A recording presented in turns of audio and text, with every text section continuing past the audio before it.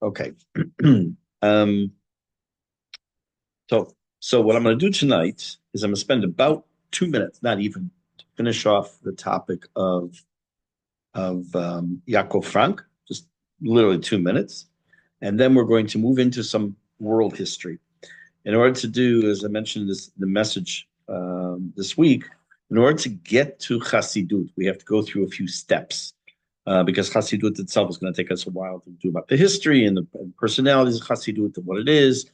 But in order to get there, we really have to take into context what's going on in the world. So first, let's take a look and finish off the topic of Yaakov Frank, who after Shabtai Tzvi was the next false messiah, but he was a much more insidious individual.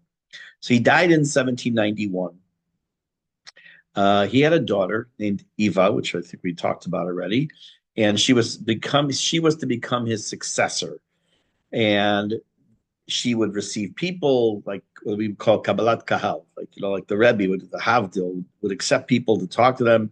But over a period of time, the excitement that was brought about by the original recipe, Yaakov Frank, kind of started falling apart. Interestingly enough, and I put that in quotes, what happened to his followers? Now, let's go back for a second to the Shabtai Tzvi. We know that the followers were people who ended up disenchanted, obviously. And what they did was they kind of just left and said, okay, that's it. We're done with him while he converted to Islam. What the followers here did, they did two main things. They, for them, either they mostly assimilated into Christianity or some form of secular Polish society. The reason being is if you remember that part of his all of his teachings, and again, I use the term very loosely, was a mix and amalgam of so many different things, including Christianity, including day-to-day life, including Judaism and Islam. And so there was really no anything to attach to. So his followers ended up pretty much going by the wayside. But the truth is that he actually left a legacy. And again, this is in quotes, not a real legacy, meaning he had an impact on some things in the future. Partially had to do with the 19th century, where there's a movement of messianism, the idea of nationalism, which we're going to see a little bit about tonight. Even the early roots of secular Judaism, Reform Judaism, are found actually already with him. So I don't want to spend any more time talking about a false messiah. Wish I could be talking about a real one that we hopefully will see very shortly. But instead, we're going to talk tonight about a topic that the last time I did any real research on it, I was probably 15 years old or 16 years old. It has to do with the time period of the Enlightenment. It has to do with, I'm going to talk about three personalities, Hobbes, Rousseau, and Voltaire, which you may know about already. We're going to talk a little bit about them, their philosophies, their writings, their impact on the American Revolution and the French Revolution. And only then are we going to be able to get to the topic of Chassidut. So let's start off with, I'm going to heavily rely on notes tonight because a lot of what I teach, I know in my head, and I use the notes kind of like a backup, but this is material I have not really looked at, obviously, in many years. So I will be referring a lot to my notes. Um, First, just as a general idea, which again, I'm sure you're familiar with, the Enlightenment was a time period in which we're in the 18th century, which was a transformative time period. We know that there have been modern what's the word? Ufot, eras. You had the Industrial Revolution, when you had the first when you had a combustion engine, you had the computer revolution. There's all these different things that aren't just new inventions, in this case, whether the combustion engine or the computer, but the revolutions themselves in how things change. I had a student with me today who is 12, and he said something about his phone. I said, "Are you able to even imagine a life without a cell phone, no internet, no technology?" He says, "Absolutely not." He says, "I have absolutely no idea what that'd be like." So of course, I gave him a little 30-second lecture, not lecture, but history lesson. Um, but those were things, meaning computers and the technology and the combustion engine and things that came along with that. The Enlightenment was more about ideas, ideas and things that were outgrowth of the Enlightenment. And what is it being enlightened from? So we're going to talk about that. Among some of the central themes of the Enlightenment are human nature, political legitimacy. Now you think, well, what do you mean political legitimacy? Well, you're talking about a time period still when most of Europe, a large percentage, was ruled by the equivalent of or by a king and queen, or a queen or a king. And the idea of what becomes known as a social contract. Sometimes you'll still even hear about it nowadays, but that goes back already to the 1700s, and we're going to talk about that. I really want to do is talk about these three men, Hobbes, Rousseau, and Voltaire, their ideas, compare them, a little of their philosophies, like I say, how they impacted on the American and French revolutions. If you find this boring, I don't think it is personally. I think it's fascinating how it all ties into what we're talking about, Jewish history. Feel free to close your eyes and not listen. That's fine. But I want to just give you some information I think will help us for the future. So let's talk about Thomas Hobbes. Thomas Hobbes lived in the late 16th and into the middle of the 17th century, 1588 to 1679, which means he was a contemporary of Shabtai Tzvi. He also lived at the time period of the Khmelnytsky massacres. So we have to remember, we've talked about Khmelnytsky, we've talked about Shabtai Tzvi. So he lived at that time period. A little bit of background. He was born during the Spanish Armada. He lived through an English Civil War, which actually informed on his worldview. He wrote a book. The main book he's known for is Leviathan.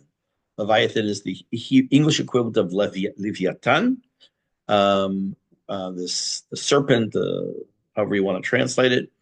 I'm going to read to you a little bit, two short paragraphs of what Leviathan was, and you'll get to understand a little bit about what it was he was trying to get across. Now, again, I'm going to go back. When you talk about the Enlightenment, it was, and this is different than the Renaissance. The Renaissance is different. We talked about the Renaissance already. The Enlightenment is more about ideas and freedom and the change of the way that people were ruled. So here's what he says. In the book of the Leviathan is one of the first pieces that covered the questions of societal contract and forms of power. It is important to understand that the backdrop for the Leviathan book was the English Civil War. This makes the question of the state of nature Hobbes raises a natural reflection of its time, which means that him having lived through the English Civil War, it also made him have a certain outlook. They were still under a monarchy. They were still being ruled a certain way. And part of this, I'm not going to get into the English Civil War, as an outgrowth of his philosophy of how society should run. Hobbes argued for the benefits of sovereign rule. Despite all its flaws, he considered it a necessary form of government over human society, a strong ruling hand to combat the chaos and brutality of human nature. So it seems that he thought that monarchy would be a good idea. Seems that but in spite of that, there's still something missing, that there had to be some form of order brought to society to prevent the chaos of what he held was the normal approach of humanity, of people to be brutal. That was his perspective, was that people are just brutal. Some of his main ideas: social contract. What does that mean? That from his perspective, what does social contract mean? That the individual gave up his rights to the sovereign, that whatever the sovereign, the king or the queen, would decide, that's what they would abide by. One of the big differences between a monarchy and a democracy, let's say, is in the monarchy, it's the people are it's working, so to speak, in quotes, for the sovereign. The world revolves around the sovereign. In a democracy, in theory, it revolves around the people, and the leaders are supposed to take their cues from the people. It doesn't always work that way, as we well know. And he also felt that a very strong preservation of order was necessary to maintain order in society, and a centralized authority is essential. Again, the monarch. He had limited influence on some revolutionary ideas. People were not as keen on what he was pushing because more of an authoritarian type of a situation. but it did lay the groundwork for future events, future theorists who came along and would propose additional ideas. Now, he's mentioned in the context of the early days leading into the time period of the Enlightenment, because we want to take a look at what his idea of like the sovereign versus handing the power to the people. And that's where we're going to go next. We have Jean-Jacques Rousseau. He lived in 1712 to 1778. So if you know a teeny bit about American history, you know that he also lived, obviously, during the time of the American Revolution, which is one of the reasons he will have some influence on that movement. But again, he lived just like Hobbes lived at the time of Shabtai Tzvi. Jean-Jacques Rousseau lives at the time period of Yaakov Frank and a little bit into the time period of the early days of Chassidut. He was born in Switzerland. He was born in Switzerland, and he was very active in the Enlightenment movement in France. The idea of people having their own ideas, being able to think for themselves. Now, I'm going to put a pause here for a second. It's going to sound like I don't want to say bashing, but bad mouthing certain society that we have, but it's just matter of fact. One of the big differences, I'm going to modern times today, not talking about 500 years ago. Some of the big differences we have today in some of our different societies within the Orthodox world, whatever that means, religious world. Take a look at the difference between the Dati Leumi world and the Haredi world. And I'm talking in very general terms, especially the more strong Haredi worlds. When I say strong, but they're very much following their leaders, no matter what they say. There is a concept, and I talked about this before in this class many months ago, within the Haredi world, it was called Das Torah. Da'at Torah, Dalet Ayin Taf, or Das Torah. Das Torah means you don't do anything without asking your Rebbe, asking your Rav, asking your tzaddik, asking whoever it is that you have to talk to. You don't make your decisions. You follow what you're supposed to do, and you subjugate yourself. I'm talking again very generally right now to the proclamations of the so-called leadership. You don't think for yourself, and you will find within the Haredi world very often statements such as, if Rashi didn't say it, the Ramban didn't say it, Ibn Ezra didn't say it, you can't say it. You can't come up with your own ideas. And that's antithetical to the general approach within the Dati Leumi world. In the Dati Leumi world, people think for themselves. People can make their own decisions very often. It's good and to be encouraged to take counsel with your Rav, with some other people. But for the most part, you make your own decisions. It's some of the extreme is within, we're going to talk about Chassidut within Chabad, where the decision where to live is made for the Shaliach, for example, in some cases. But again, it's neither good or bad. I'm not saying one way is good, one way is bad. I mean, I have my own personal perspective, obviously, but it's not about me. We're just making this statement. So you have the idea, let's say with Hobbes, you have the sovereign and you have to follow the sovereign. That's the way it is. And now you're going to be coming up with the idea of, from Rousseau, of his concept of what's called the social contract. Social contract he comes out with in 1762. It's that people are free when they're governed by their own laws. It's accomplished by general will of the people. And the United States, the expression will become for the people, of the people, for the people, by the people.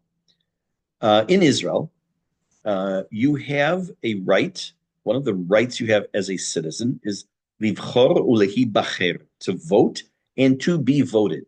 Because in theory, your government our government system is not one of representation. It's not like in the United States, not even close. But you do have your interests that you're voting for sometimes when you're voting for a party. Again, we don't vote for individuals. But Rousseau's concept was a social contract as opposed to following a king. And you're going to start to, by the way, just kind of like a little bit of foreshadowing here. When it comes to Chassidut, you're going to be following your tzaddik. You're going to be following the Rebbe of your Chassidut sect. So you kind of hear a little bit already in the back of your mind on this idea, but I don't want to get ahead of myself here. So in Rousseau's social contract, it's about the people running the show. that they elect people, they elect individuals to represent their interest, to then enact laws that they themselves are acknowledging that they have to abide by. It's which is what is for the collective common good, and it's done through the election of a government as opposed to having a sovereign.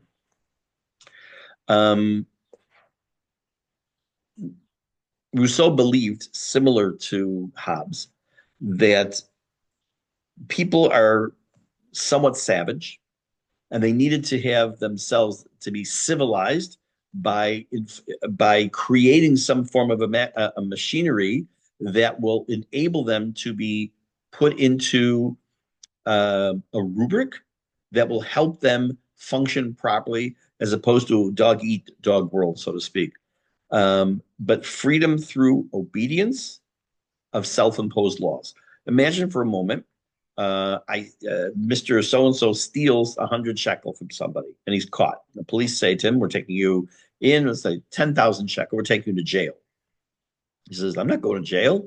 You have heard, absolutely have heard cases where a person stands in front of a court here in Israel, and for sure you've heard about stories like this in the United States, where they scream at the judge, you have no authority over them. They're citizens of the country, they're in the citizens of that particular state or city, and they say that you have no authority over them because there's no opting out. When you are a citizen, you have certain rules. Even when you're a non-citizen, there's certain rules you have to follow. And that's accepted by the collective good by the fact that laws were passed. Who enabled those laws to be passed? So here in Israel, the Knesset didn't enable it. They're carrying out, in theory, the will of the people because the people elected the government.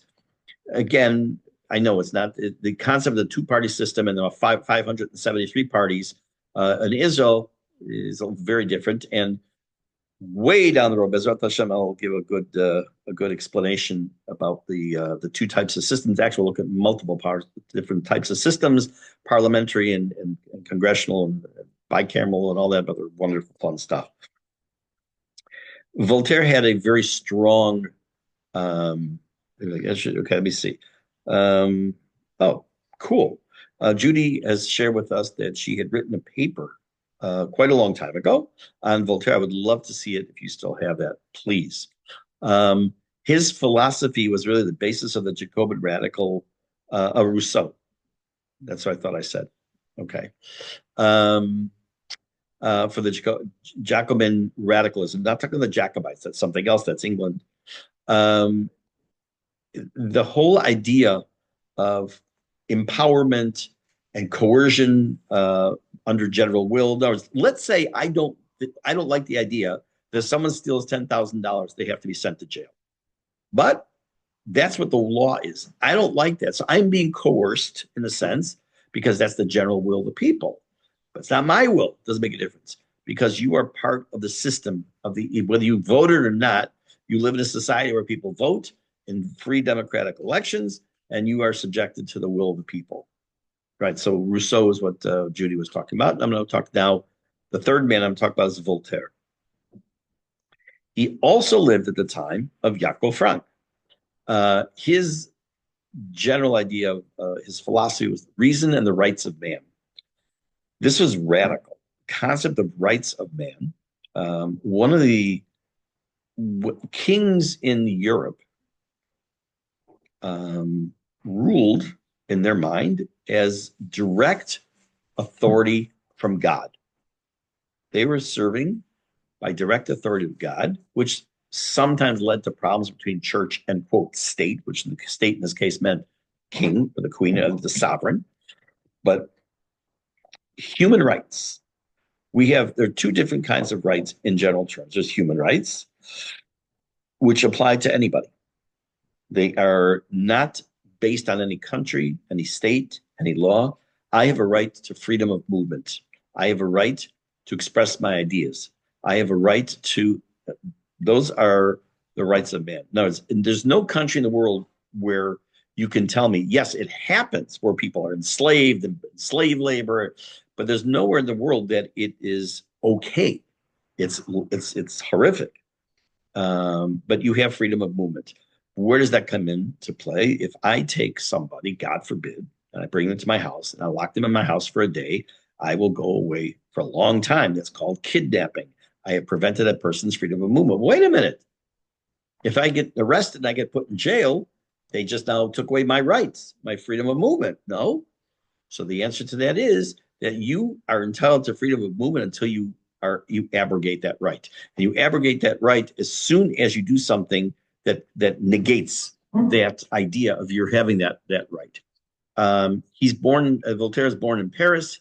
He's actually imprisoned. He's exiled, and his main idea was freedom of expression. Now, we take certain things for granted.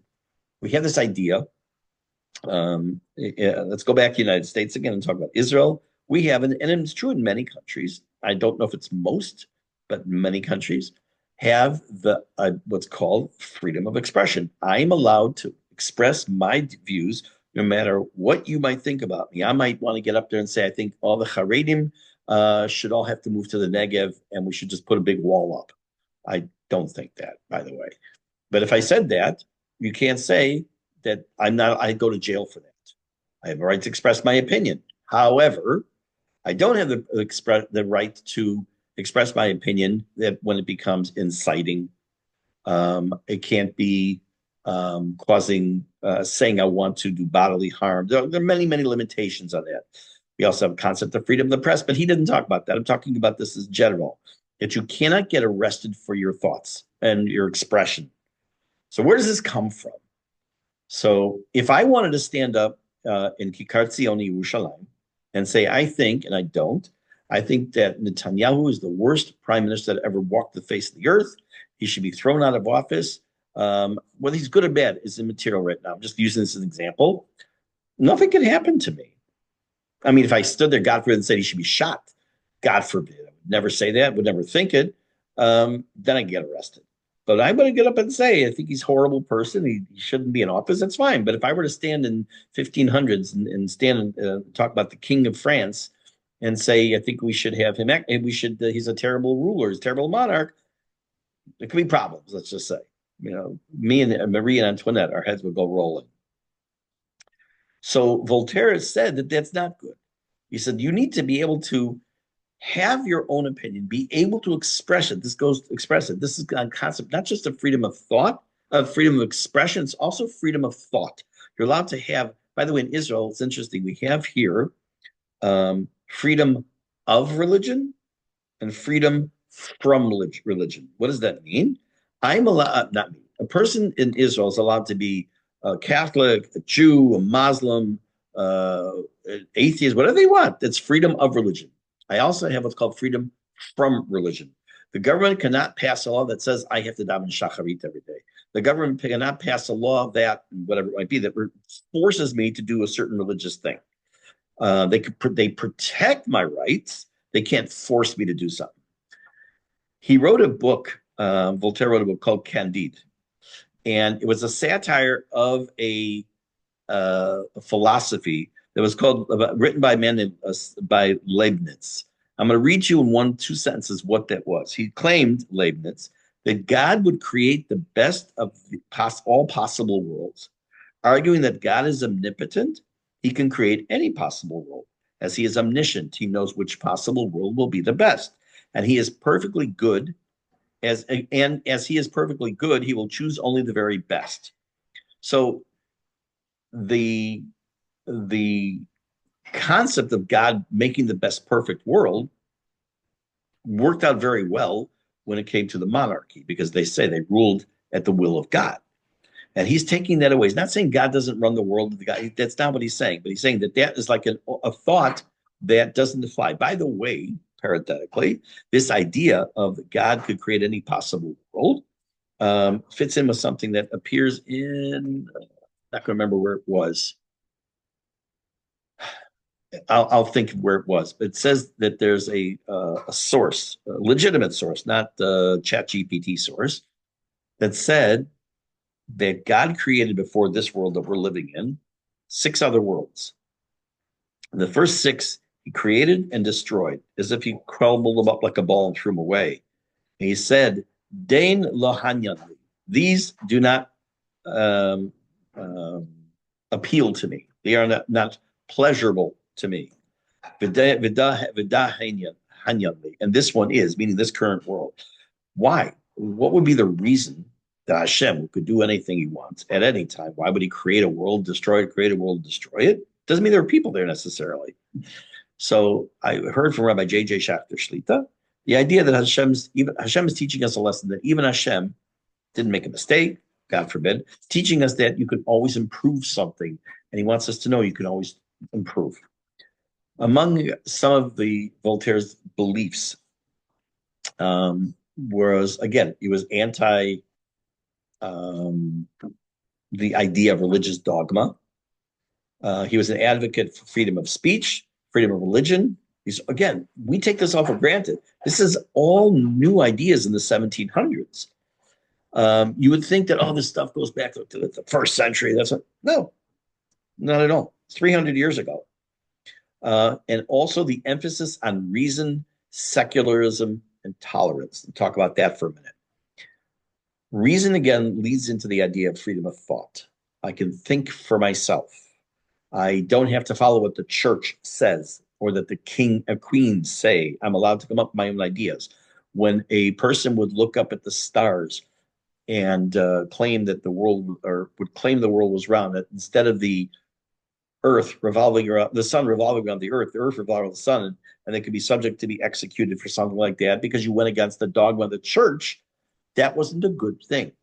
Voltaire argued that we need to be able to come up with new ideas.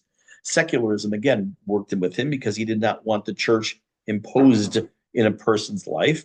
And tolerance meant there's a difference between being tolerant. This word, sovlanut and savlanut. Sovlanut means being tolerant. There's also, oh, my mind's a blank. What's it called? We have I'll come up with it. There's a difference between where I accept myself and I accept you. You do what you do and I do what I do. Oh, pluralism is I do what I do, you do what you do, and we're both okay. And I agree with you. You can do what you want, and I'm not against what you think. Tolerance is I do what I do, you do what you do. I don't agree with you, but you have the right to do what you're going to do. This is all coming from the time of 1700s, time of Voltaire. He wasn't the only one, but he's the so to speak, the godfather of this idea. This had an influence on revolutionary thought. Remember, he is the time period of leading up to the American Revolution. It had a direct influence, direct and indirect influence on civil liberties in the American Revolution. Within the French Revolution, it helped to delegitimize the monarchy and the church. And his idea became a model for the Enlightenment to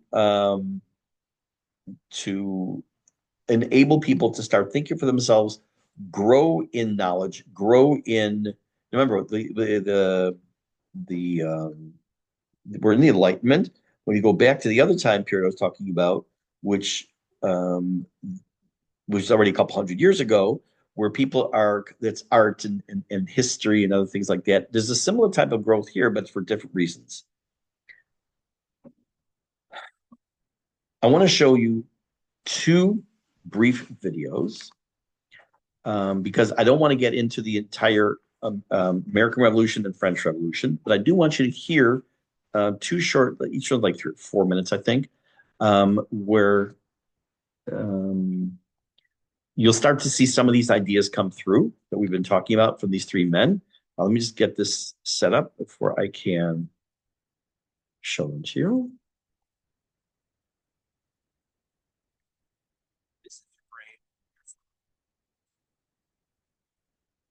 Give me a minute. And there'll be that there. I'm almost set up. Oops. Okay, let me get a screen share for the first one with sound.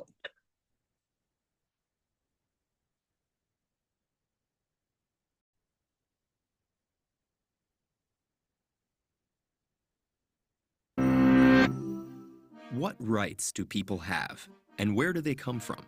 Who gets to make decisions for others, and on what authority? And how The first one's going to be, even this is out of order as far as history, because can we organize French Revolution came after the American Revolution. But let's just take a look at this one, the first one I pulled up. Society to meet people's needs? These questions challenged an entire nation during the upheaval of the French Revolution. By the end of the 18th century, Europe had undergone a profound intellectual and cultural shift known as the Enlightenment. Philosophers and artists promoted reason and human freedom over tradition and religion. The rise of a middle class and printed materials encouraged political awareness, and the American Revolution had turned a former English colony into an independent republic. Yet France, one of the largest and richest countries in Europe, was still governed by an ancient regime of three rigid social classes called estates. The monarch, King Louis XVI, based his authority on divine right and granted special privileges to the first and second estates, the Catholic clergy and the nobles. The third estate, middle-class merchants and craftsmen, as well as over 20 million peasants, had far less power. And they were the only ones who paid taxes, not just to the king, but to the other estates as well. In bad harvest years, taxation could leave peasants with almost nothing, while the king and nobles lived lavishly on their extracted wealth. But as France sank into debt due to its support of the American Revolution and its long-running war with England, change was needed. King Louis appointed Finance Minister Jacques Necker, who pushed for tax reforms and won public support by openly publishing the government's finances. But the king's advisors strongly opposed these initiatives. Desperate for a solution, the king called a meeting of the Estates Generales, an assembly of representatives from the three estates, for the first time in 175 years. Although the Third Estate represented 98% of the French population, its vote was equal to each of the other estates. And unsurprisingly, both of the upper classes favored keeping their privileges. Realizing they couldn't get fair representation, the Third Estate broke off, declared themselves the National Assembly, and pledged to draft a new constitution, with or without the other estates. King Louis ordered the First and Second Estates to meet with the National Assembly, but he also dismissed Necker, his popular finance minister. In response, thousands of outraged Parisians joined with sympathetic soldiers to storm the Bastille prison, a symbol of royal power and a large storehouse of weapons. The revolution had begun. As rebellion spread throughout the country, the feudal system was abolished.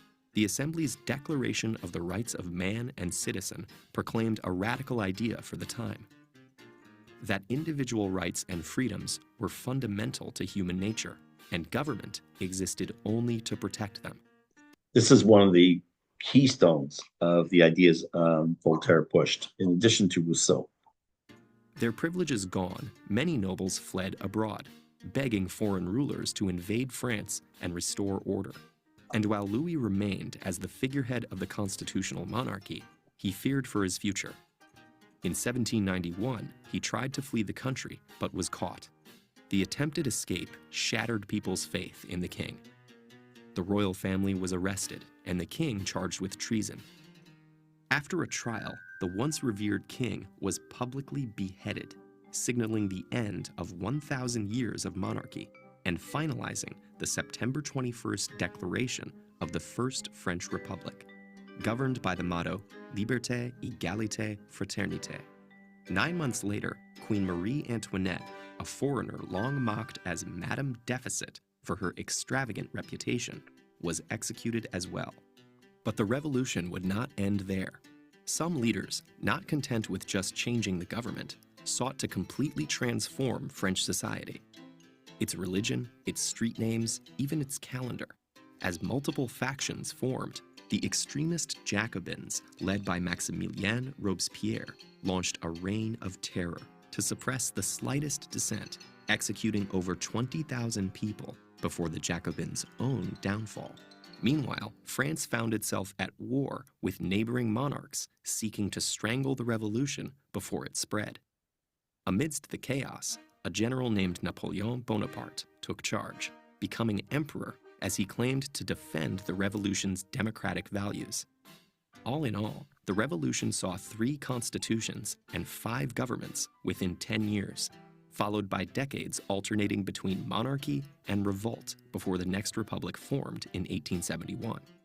And while we celebrate the French Revolution's ideals, we still struggle with many of the same basic questions raised over 2 centuries ago. Okay, so I'm going to stop that, and I want to show you one more short one.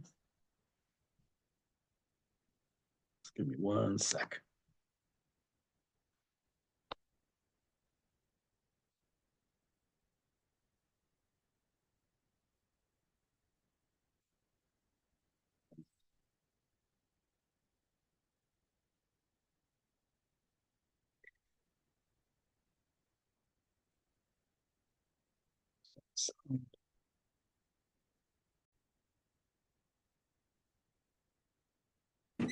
Hello? I heard there was free rum from the British government. Freedom? There is no freedom! And there never will be as long as there continues to be taxation without representation from the British government. So, no free rum? No. No free rum.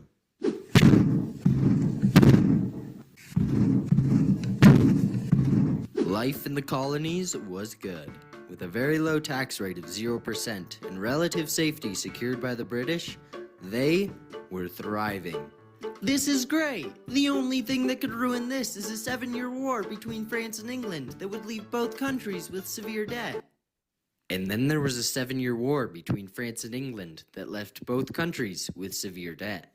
But that's okay, Britain. You can just tax the colonies. I'm sure they won't mind. This tax is the worst thing that has ever happened. The Stamp Act infuriated the colonists, and so they started protesting and stopped buying British goods.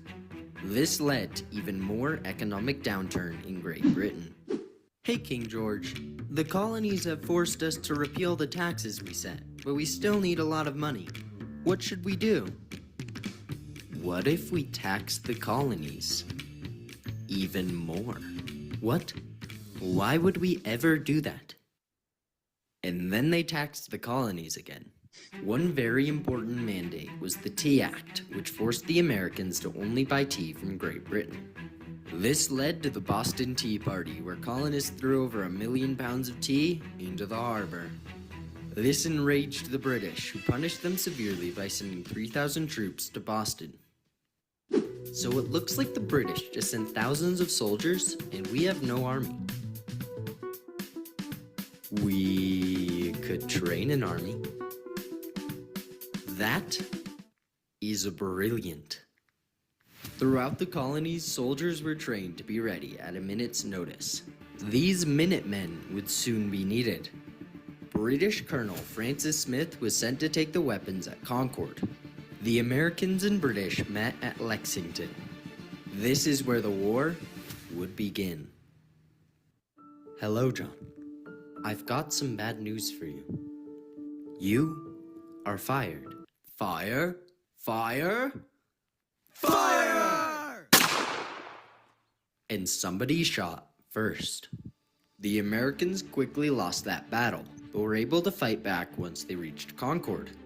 The British were forced to retreat all the way back to Boston. The American commander, George Washington, didn't have a middle name and set up camp outside the city. 11 months later, him and another general set up 59 cannons on nearby Dorchester Heights. On the morning of March 17, 1776, the British withdrew from the city. This was a colossal victory for the colonies. 4 months later, with a lot of inspiration from these guys, Thomas Jefferson wrote the Declaration of Independence, declaring the colonies' independence from... Notice the names of the people. The 3 people that we talked about tonight had influence on what ended up transpiring and what went into the Declaration of Independence of the United States. I'm not going to continue with that. Where we're at now is we gave a little back on the Enlightenment. Three of the most significant figures or more.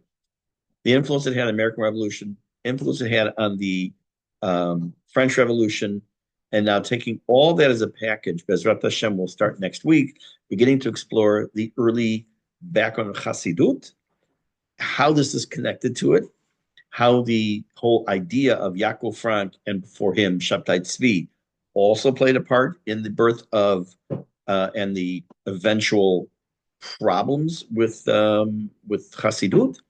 And part of what I tried to get to express with all these last 2-3 months up through now and going into Chassidut is how all these different seemingly separate items or events, thoughts, philosophies, it's not random, how they all end up connecting somehow to bring us and has influence on us literally to this very day. So Bezrat Hashem will pick this up next week. And in the meantime, I wish you all a wonderful evening.